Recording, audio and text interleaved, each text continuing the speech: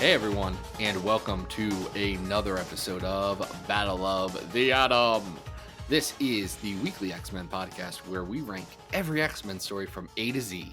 I'm Adam. And I am Zach. And Adam, welcome to Die. Oh no! Welcome to my Dr. Evil volcano lair. Oh my gosh. Guys, we're talking about Magneto. Have you heard of him? He's a magnet man. Yeah, best Marvel villain? Best villain of all time?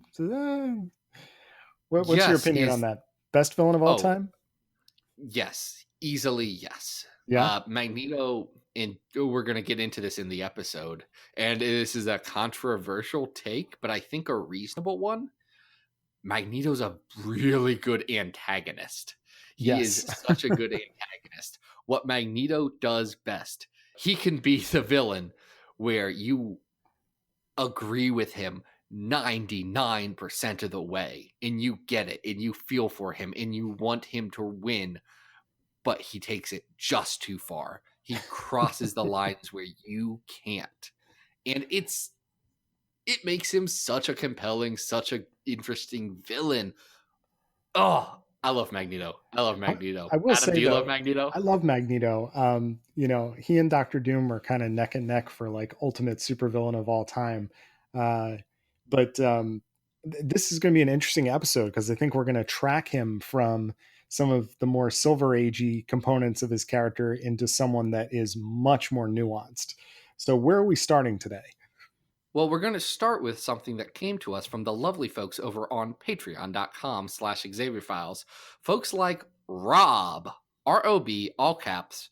I assume it's like Cher or Madonna, or who's that other one? Da Vinci? Nope, he had a first name. But definitely not the Rob. We're sure this is not the Rob. I'm 99% sure this is not the Rob. But here's the thing. If you are the Rob, and the Rob, you are listening to this podcast, and frankly, you are not mad at us calling you the Rob, please hit me up on Twitter. You might have to unblock me first. But I would love to have you on the show. That's not up in my top dream guests ever, because I've got a weird top 2 dream guests for this show. But it'd be up there. Oh, I'd love to talk to the Rob. And I bet the Rob would really like this story, as I'm sure Rob does. And I really like this story too. Yeah, this is X-Men, the Uncanny X-Men, the all different X-Men, the now on sale monthly X-Men, as 2 of the issues proudly proclaim. This is 111 through 113, and a tale we could only call Magneto Triumphant. Yeah, this is Adam, great. Yeah. Do you know who writes this story? I believe it's the one and only Chris Claremont. It is the one and only Chris Claremont. And do you know who draws this story? I believe it is the recently well-maligned, for good reason, John Byrne. It is John Byrne, and it is Chris Claremont. And whatever that means in the year of our Lord 2018, 40 years ago, that meant this is good comics. This is real good X-Men. But this is still really good comics. It is. This is kind of the turning point, though. Mm-hmm. This is before everything really clicks, because John Byrne and Chris Claremont, they do a lot of good stories for a while, but it takes them a couple years of working together before they hit it into full throttle and do the classic Claremont Byrne stuff that hits right in a row with Proteus, Dark Phoenix, and Days of Future Past. Like, they aren't there yet, but they're getting there. Yeah, this is early collaboration between the two of them and their Uncanny run, but already we're seeing some really great stuff here.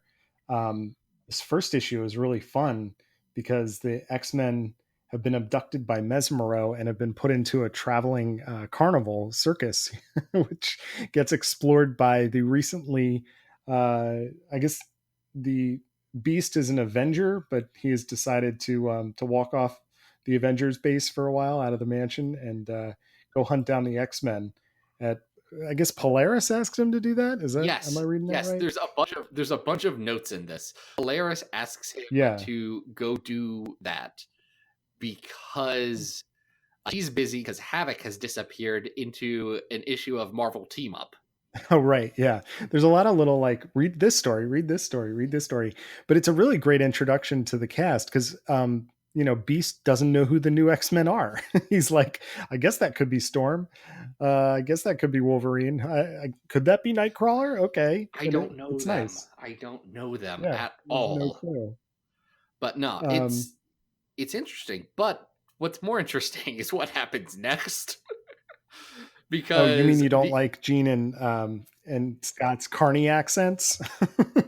I mean, those are also bad. Those are bad too. Okay, so what happens next? Mesmero kind of gets beat up because Magneto shows up and he says, "Hey, thanks for getting all the X-Men. These are mine now. These are my X-Men. Have you heard? I'm their villain. You're Mesmero." Yeah. You're just a stupid dork with a carnival. I'm going to take them to my secret volcano lair. Yeah, Oh, and in his I'm going to flying take them circus there. cart. Yeah, in a flying trolley. It's so great. I like how the F-15 is following them and they're like, we don't believe it. We don't believe it. And then he throws Mesmero out and they're like, we still don't believe it. They just say to each other, Great. we're gonna need to drink tonight, right? Like that's Yeah. what's happening. It's good. Yeah. So fighting ensues. We get a lot of really fun interactions here. Wolverine is made of metal, Colossus is made of metal, and Magneto is really taking advantage of that. And then there's the creepy bit with Nanny. Oh, yeah, can we Not talk about Nanny here? well. Yeah. Why don't you start? Because I have an interesting thing I want to talk about here. But this is creepy. Yes. So to provide some context, after the Silver Age ended, and Magneto shows up in an issue of Defenders that I've never read, and creates this ultimate mutant who's never talked about again. That ultimate mutant turns on him and flies to the stars, but before he flies to the stars, he turns Magneto into a baby. So Chris Claremont had to fix that real quick. And then, so he does, and the X-Men fought Magneto once, and he handily defeated them. So this is him coming back to say, but now I can really get my revenge. And then he locks them in this device in his volcano base in Antarctica with a robot named Nanny who treats them like babies because his device has mentally made it so that all the X-Men have the motor skills of like a 6-month-old, which I'm a proud parent. Adam's a proud parent. 6-month-olds don't know how to do anything. If they're crawling, they're doing great, honey.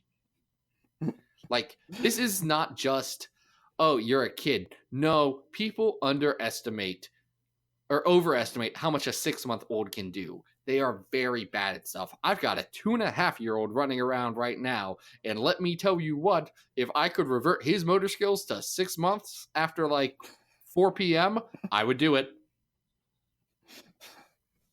Get a little pause button on him. Yes, geez, kids. No, I'm glad you brought all that up because I'm reading this and I was like, okay, I got to go back and just glance at 104 real quick because there's a little editor's note about that. And I was like, oh my God, he's still mad about being turned into a baby. This is the same motivation for the most part that we get in X-Men 1, 2, and 3 with Jim Lee. I'm still mad about them making me into a baby. This carries on for so long. It's like the motivation for the next 100 or so issues. To be fair, I would not be happy if I got turned into a baby. But do you know who didn't turn him into a baby? The X-Men? The X-Men didn't. That wasn't them. No. It was his own creation. It was a being made of pure hubris. Yep. And Magneto is not thrilled about that. We should mention that this is not the Magneto that a lot of people have come to know and love at this point. No.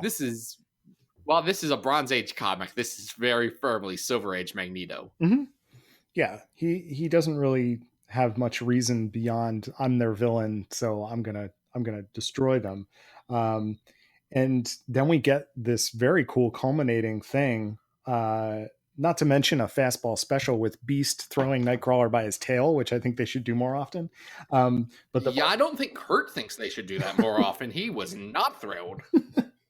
but then the volcano collapses in on itself, separating the team so that Beast and Phoenix think that the rest of the X-Men are dead. So this has a really great cliffhanger to it. Magneto thinks that he's killed the X-Men, which is a good setup for him for the next however many issues until he comes back. And I don't know. I thought this was a really fun story. It is fun, and it sets up a lot of stuff because Claremont was in an interesting position with these X-Men characters. He didn't want to completely destroy all the old X-Men characters and ruin all their creations, but he wanted to move forward with the characters that were his all new, all different, now on sale monthly X-Men. Yeah.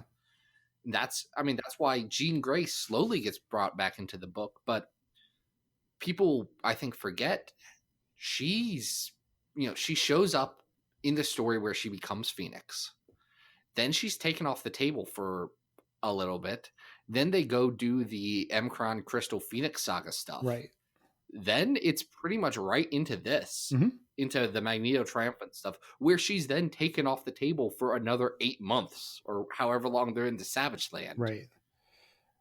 And then finally she comes back during the Proteus, which leads into Dark Phoenix saga.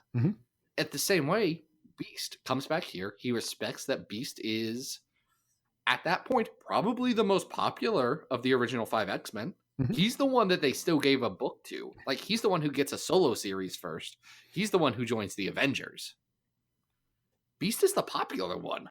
Beast is great. But I just think this is a really fun, like, classic X-Men story. You've got a great cast. There's some good Storm backstory when she's trying to pick her lock out of the nanny trap. And it just has some really cool stuff that sets up some really great storylines going forward with this team. So, all right, in terms of ranking, yeah, go ahead. I got a couple of things I want to hit before I hit ranking, and you had just talked about one of them. Okay, go for it. I brought up how unarticulate 6 months olds are because specifically, no, Storm, you did not do that. You were not able to work a bobby pin out of your hair and then lockpick with your teeth. Yeah. No. Like she says, even at 6 months, I had the coordination of a toddler. I don't care. That's not how toddlers work either. Yeah. My son just figured out doorknobs. Like, that's not how this works. I think you might be taking this a little too literally. Do you think does Claremont have kids? I have no idea. Nah, Claremont's friggin' young at the time. Okay. I'm sure he has kids now. I actually don't. Let's find out. He has had 2 wives, Bonnie Wilford and Beth Fleischer. I don't know. I can't pronounce things. Doesn't matter. And he has 2 children of indeterminate names. I bet I could find their names if I really wanted to research this, but I don't. Like, well, I don't want to pry into his personal life. I'm just curious if he had a child at this point, because I think we're concentrating too much on this motor skills thing. Well, because Nanny's weird. Here's the thing. Because Nanny and the stuff that he does they do with them being babies is friggin' weird. It's the weirdest thing. It is just treating kids like babies, and it's weird, and I hate it, and it's weird, and I don't like it, and it's weird. It really only lasts for like a page, so it's still weird because it happens for a week in X-Men time. Yeah, it's still gross. All right. So how good is this? What do you think? It's not the best that Claremont X-Men can be. It is not the worst either. It's a fun story, but it's a fun early X-Men story. Like, it hasn't gotten to the point where it hasn't figured out everything that X-Men are going to be yet. Because I really don't think that happens until Proteus. Proteus, to me, is the first, like, oh, this is X-Men. We've got it. This is what's going to be the biggest thing in comics. I, I don't know if we want to necessarily just compare it to when it hits its stride, because just taken on its own, it's pretty good comics. I mean, Byrne's doing a It's great job, pretty good comics. you Yes, I know. don't disagree with that. Yeah, it's I don't know. I think it's pretty solid. I agree. It's not when the two of them really hit that amazing apex and have that amazing run, but it's still pretty good stuff. Where I'm looking on the list, just throwing Hmm. some stuff together, is near the in the 40s, Okay. because I don't think this is better than number 37, X-Men and Alpha Flight. Yeah, I'm I with you on that. also probably this is probably better than number 50, which is X Factor 27 Gifts, which is a good story that I like. I'm just looking up at Pizza Hut, and I think this is better than Pizza Hut. I can say this is better than Pizza Hut, but I don't know if this is better than X Force 19 through 24 Assault on Greymalkin. Yeah, I was gonna say I think I like that better. So is this Is it better or weird that X worse? Force is getting a critical reevaluation in the last few years where Not at people are all. saying, oh, wait, this is good actually? Well, I think some people may have stopped reading that book after like 10 issues. So if you actually go back, there's some good stuff going on there. Um, There is, yeah. I think this is better than Messiah War. I think this is better than Messiah War 2. And All that would right. make it the new number 42 on our list. Nice. Magneto Triumphant. Great. All right. So we said that we were kind of like tracing Magneto through the ages here a little bit.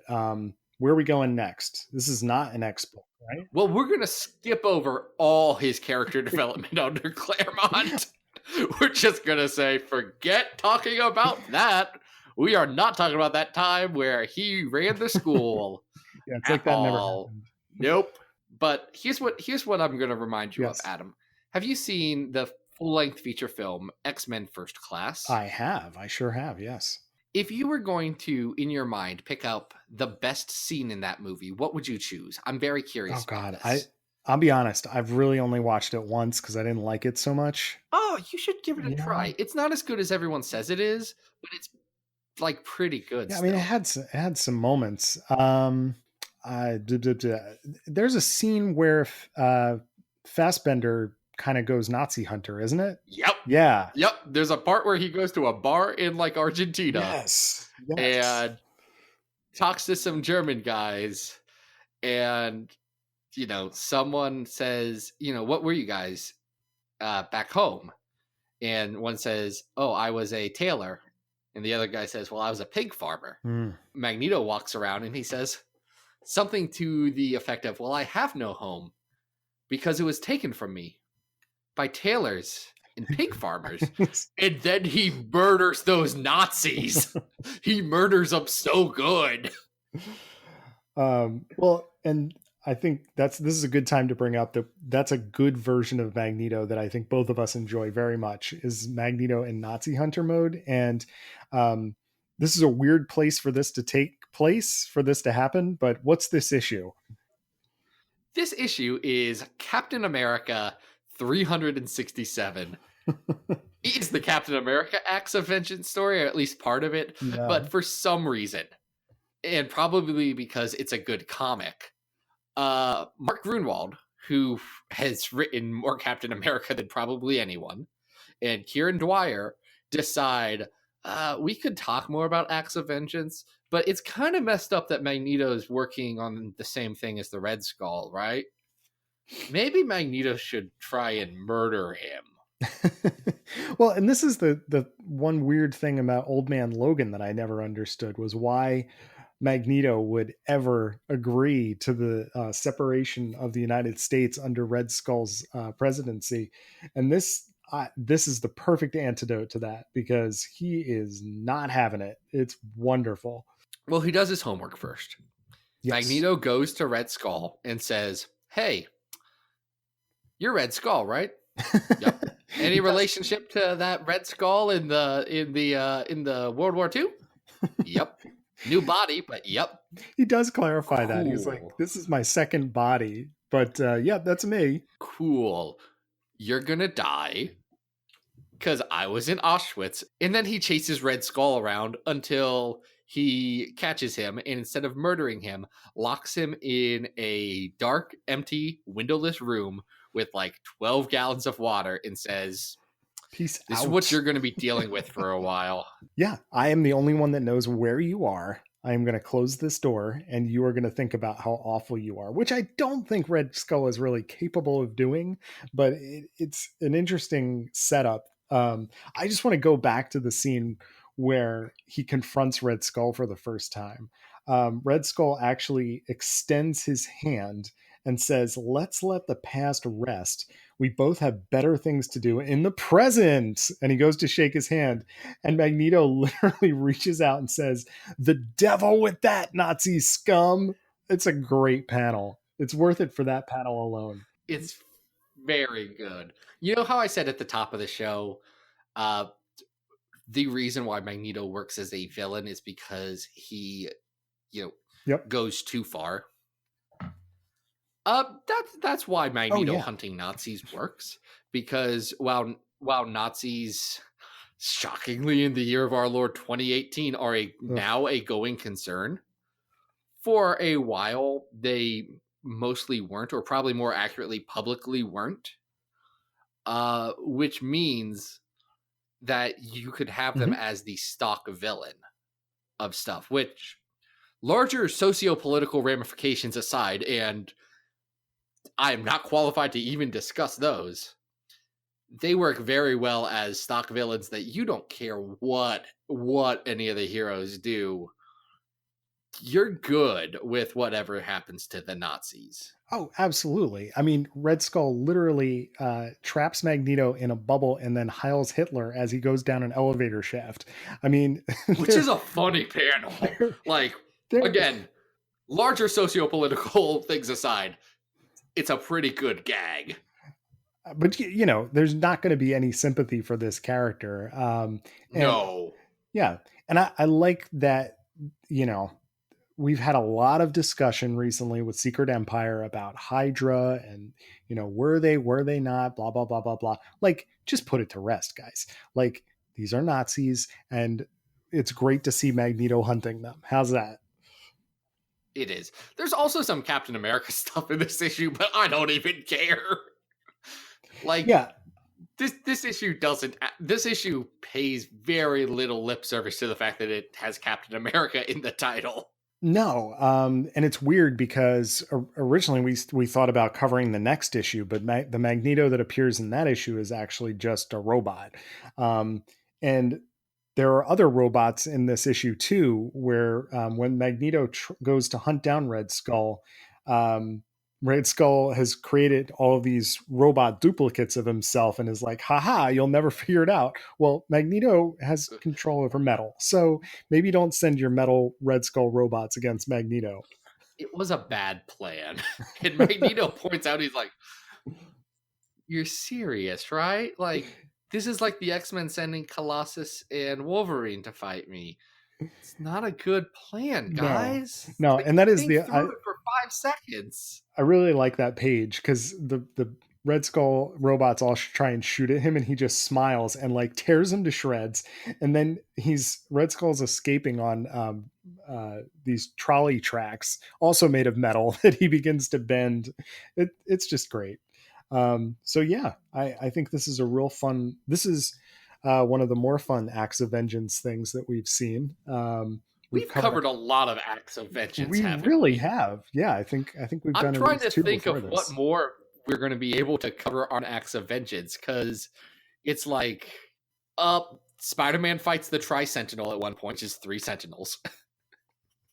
Okay. And So we got some more acts of we could vengeance to go probably through. do a full acts of vengeance story, because there's a New Mutants acts of vengeance, there's an X-Factor acts of vengeance still. We could do more acts of vengeance. No, we've already covered the X-Factor acts of vengeance in Judgment War. I was going to say we did that. Right. Dang it! I Yeah, we forgot already about did that one. Judgment War. That's all right.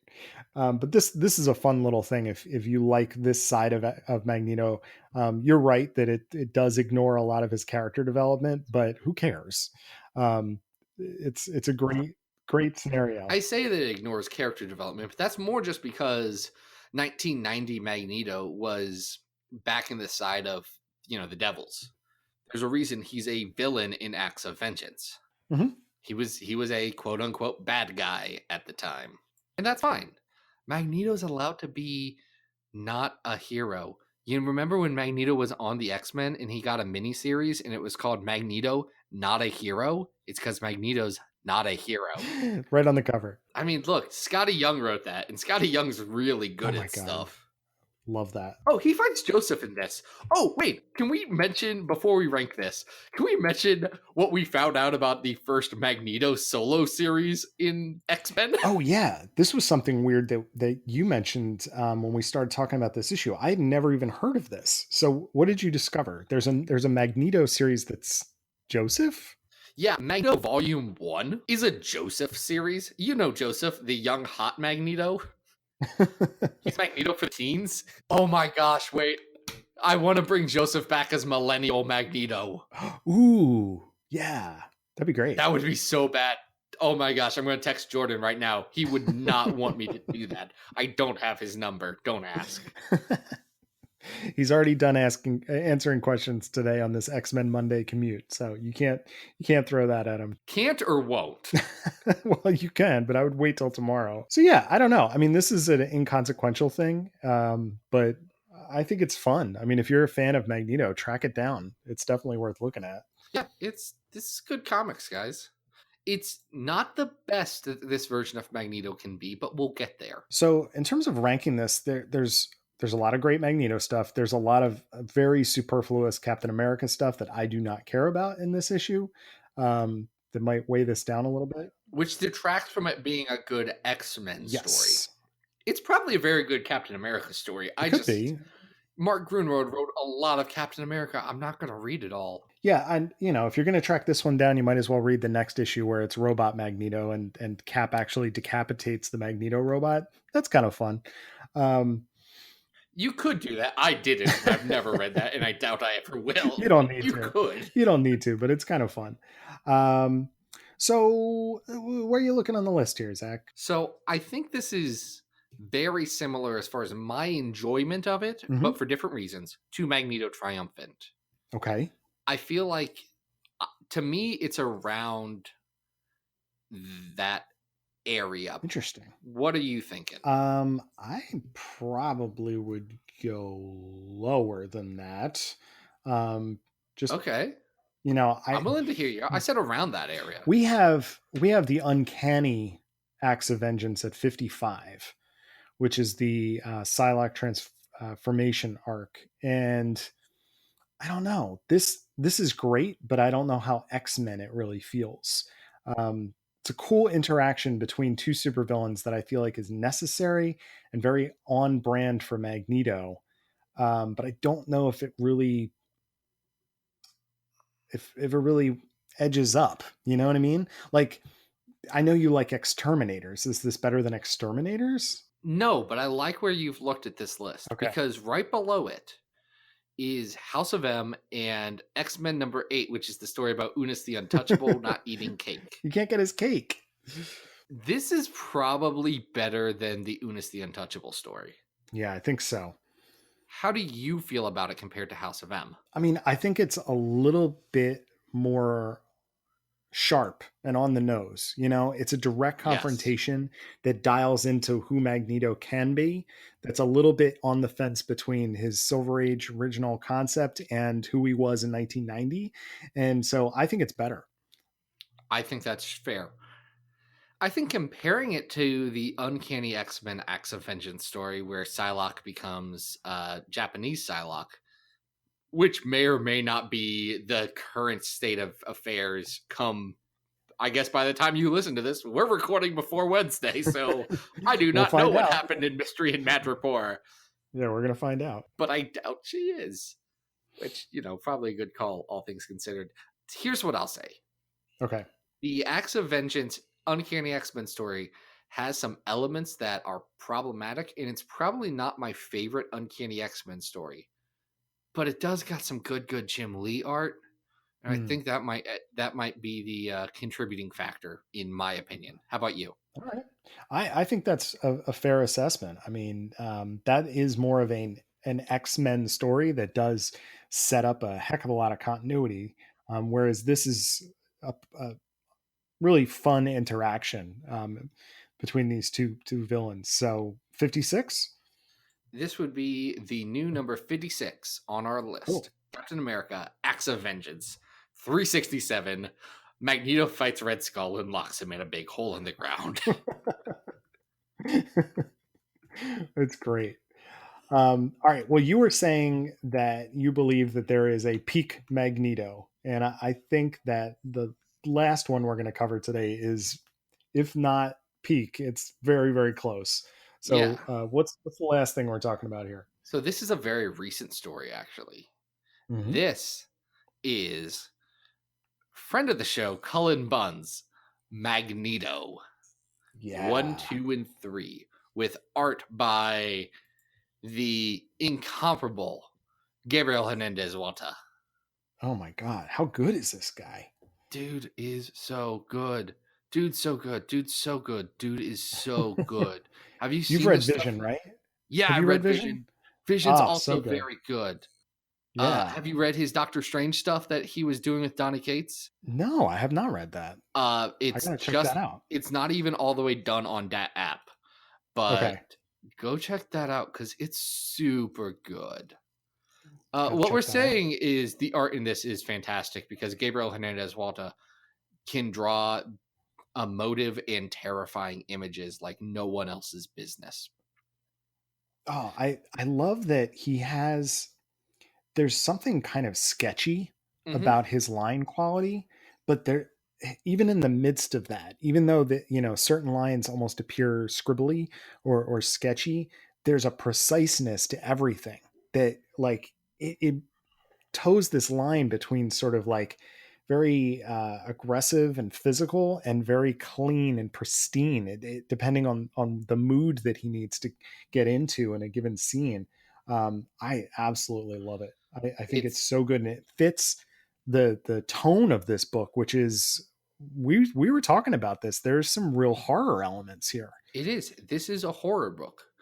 This is such a horror book. Though one thing I want to talk about before we jump into the rest of the context, since we were hitting up that art story, is the colors on Yes. this by Jordi Belair, Oh, who's the first yes. colorist who got me to pay attention to colorists.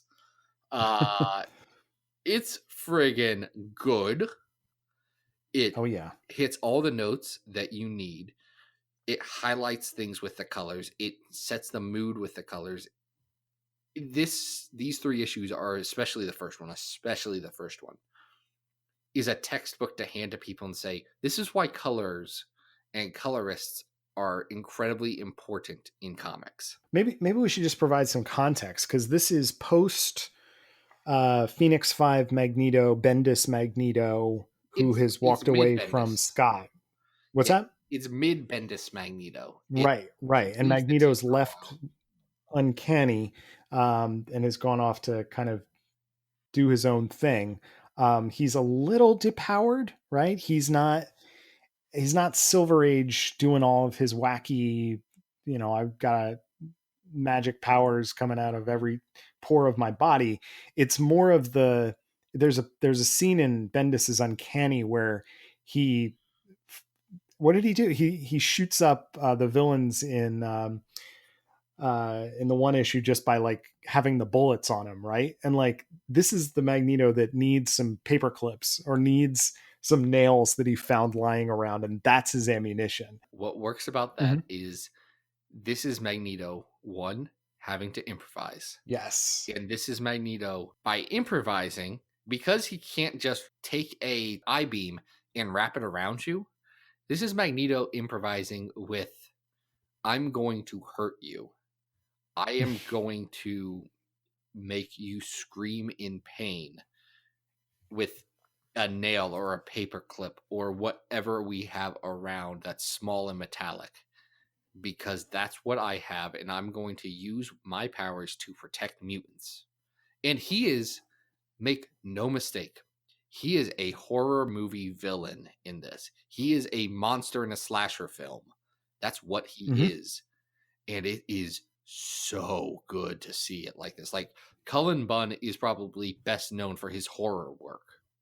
Or maybe not best known, but his best received work is his horror work. And wow, does Magneto show that that's exactly where his skill sets lie? Well, there's a great set of pages at the end of the first issue where he walks into the police station, and there's these inset panels of Magneto looking around for anything metal that he could use as a weapon. And there's an image of a stapler, there's an image of a guy's keys. Like, he's thinking of anything in the room that he can use to make his helmet, or to basically rip the entire room to shreds. And it's just such a smart use of his power set, and it makes the scene that much scarier.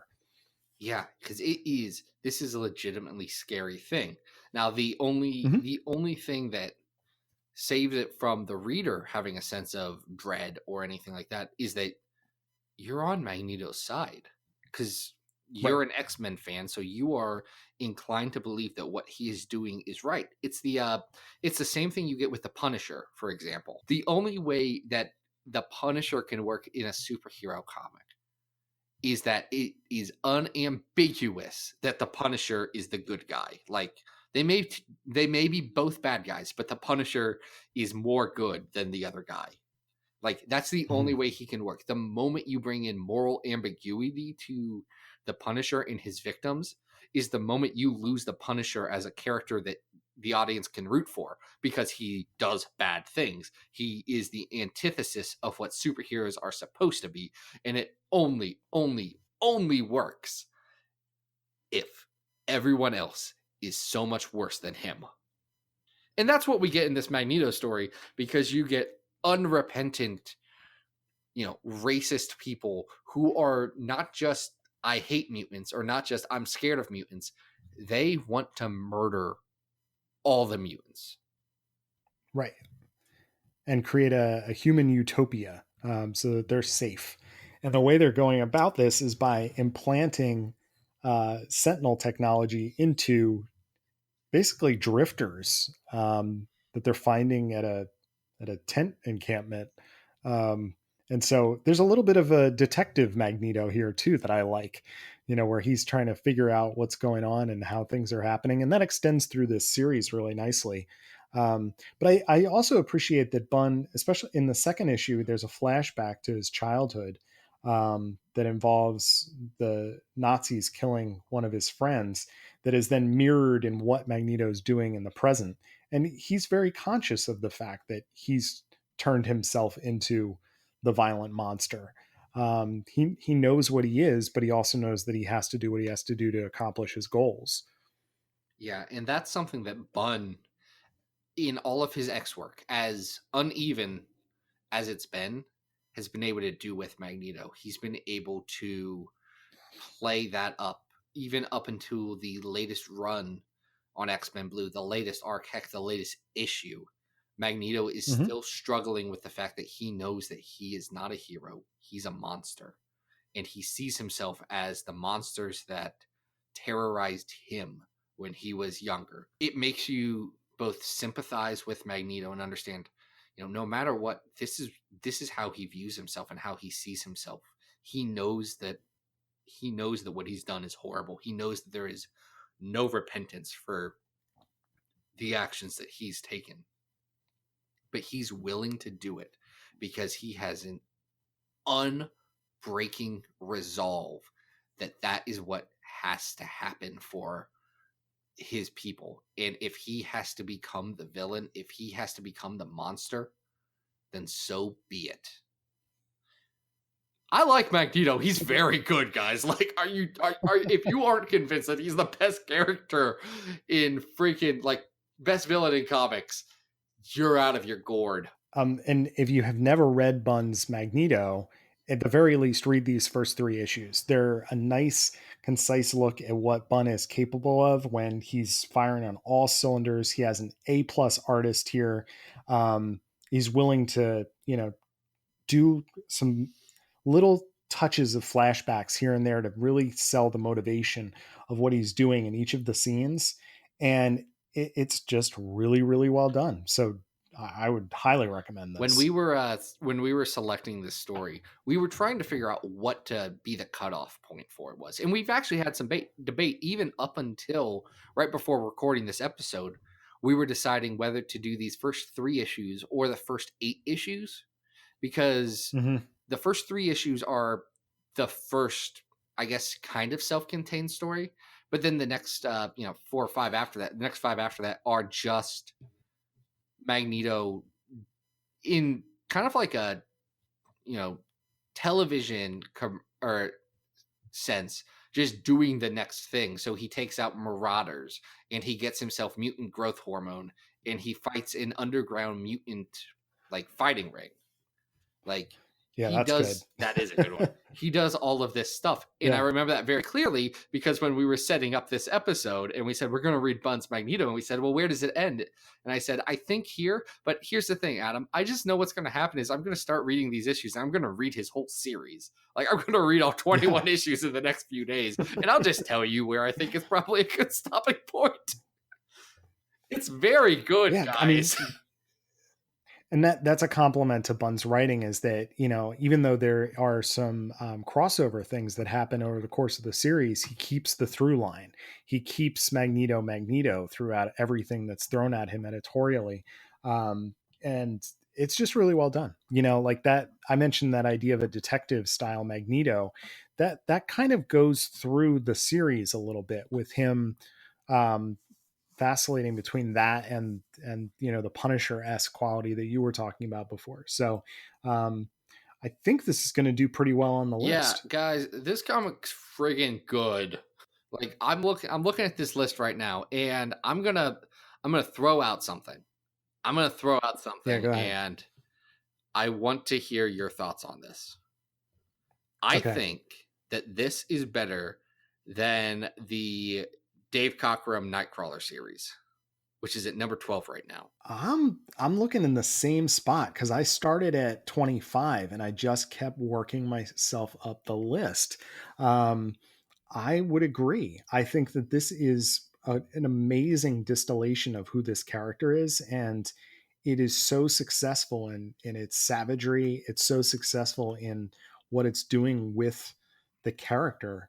Um, I think that might be a particularly good spot for it. I don't know that it is better than Murder World, with Arcade, just in terms of it being an X-Men story, but I don't know. I might even be convinced to. I don't think I could be convinced to put it into the Yeah, top it's 10. not gonna beat the Um, story where Colossus and Juggernaut fight in a bar. no, but I could be convinced to put it ahead of Murder World. My gut, which is an unreliable source of information because it's just muscle and tissue, which, as I say that out loud, so's my brain. So I don't know what that says about me as a human, that I'm putting one as more important than the other. You're mostly just I'm water mo- weight, you know?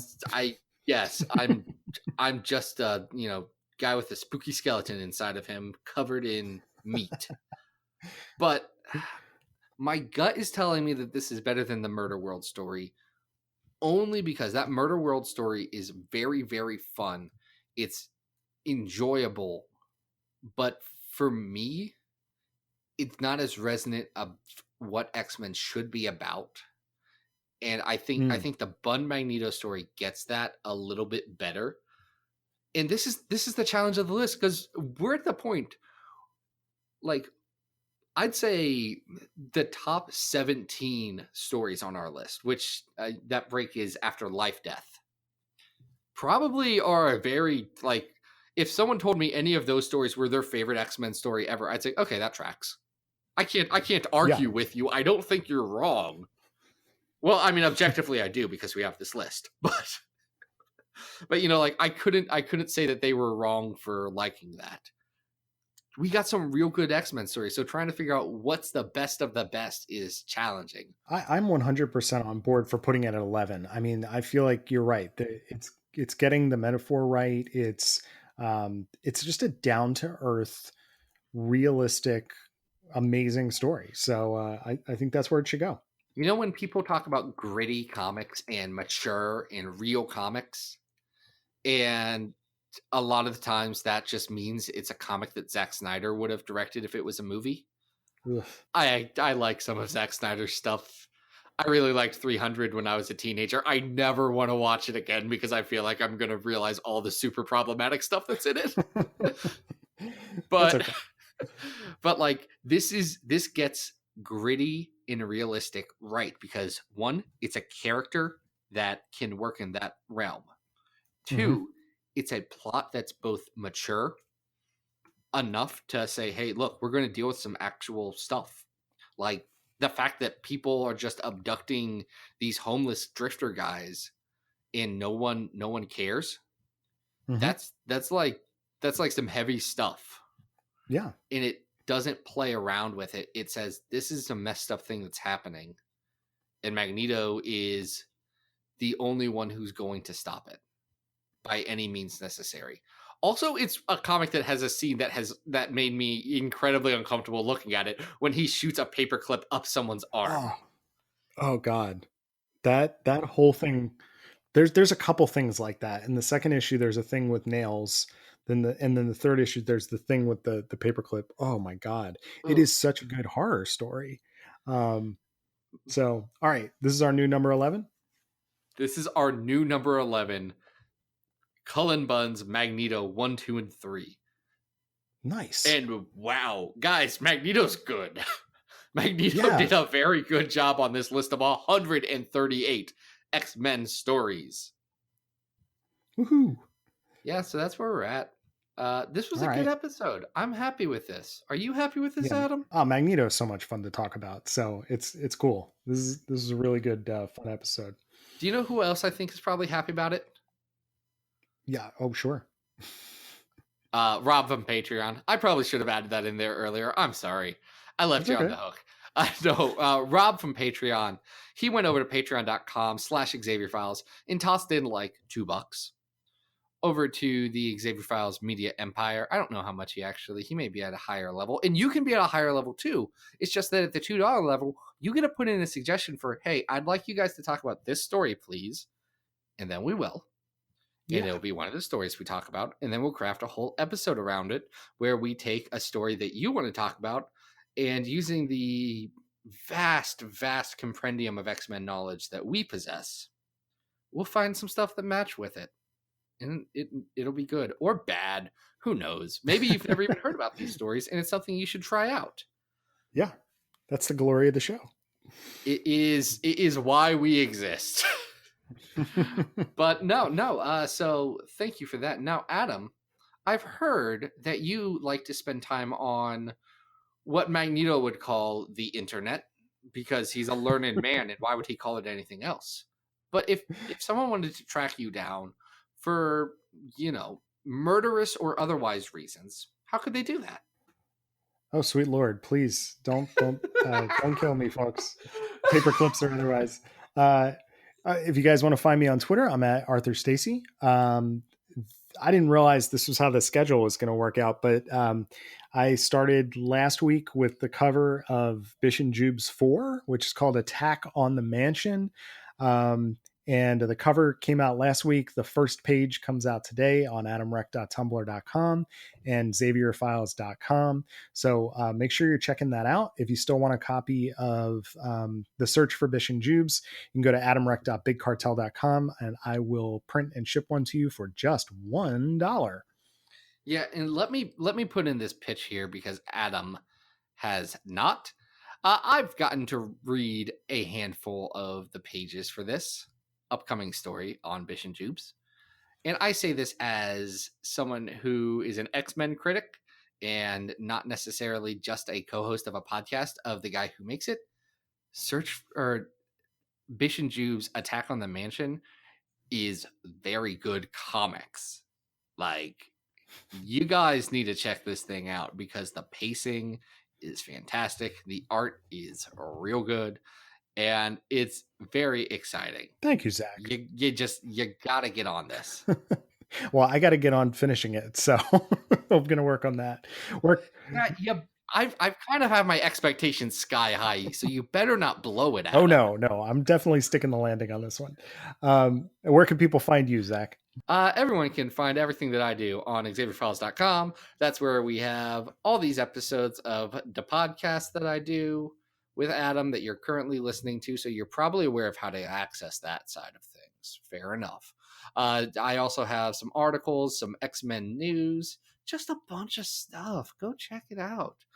Or you can go on twitter.com/XavierFiles at XavierFiles on Twitter, and that's where I tweet about tweeting stuff about X-Men or indie alt rock bands that I'm listening to right now, because Me Without You just put out new stuff and they are legit, and go check out their new Untitled EP called Untitled, because Bethlehem, West Virginia has made me cry several times because it has this buildup that's just so good. Guys, go listen to that song. It's I didn't so realize good. we were doing record reviews now. This is good. We aren't doing record review. I mean, we can do record reviews. It's our show. We can do whatever we want. The whole thing, it's an EP filled with songs that didn't tonally make the cut on their new album that isn't out yet. And there's some of them that are very powerful, like that in City on the Plains. And then some of them that I'm not as hot on, but it's still an excellent release. And the single for their new album, which is called Julia, or Holy to the Lord on the Bells of Horses, is also fantastic. So this has been Zach Talks About Me Without You. It's the new sub podcast I'm starting that has very little crossover with X-Men, except for the fact that Matthew Rosenberg once named all the issues in a miniseries he wrote for Marvel after Me Without You songs, and that was very choice. This is the sequel to Zach's Hot Take Corner and Adam's 90s movie review corner. We didn't talk about any 90s movies. That's disappointing. That's okay. We need to give people the content they crave, Adam. Sorry. We'll get it in a future episode, I promise. Well, next week, we are probably talking about something that is near and dear to a lot of people's hearts, just like Magneto, and that is, of course, the Phoenix. Yeah.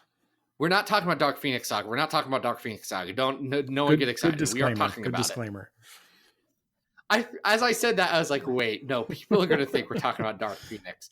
No, for some reason, we're just going to leave that one sitting out there.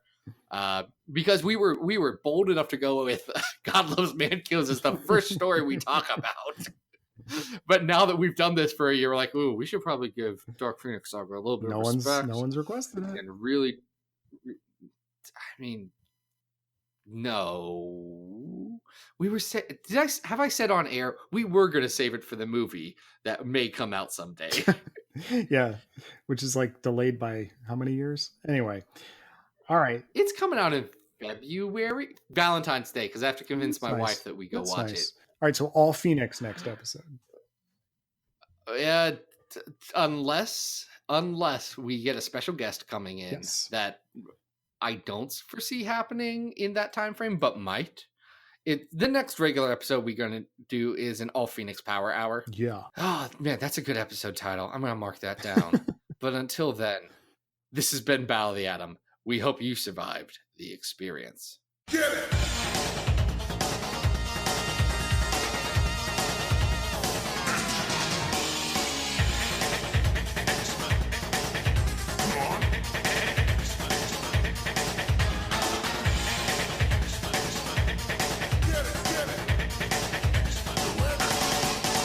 I am Magneto. I kill you, X-Chicken. Ha! You shall meet with my wrath. Alas, that was Mystique, not Magneto.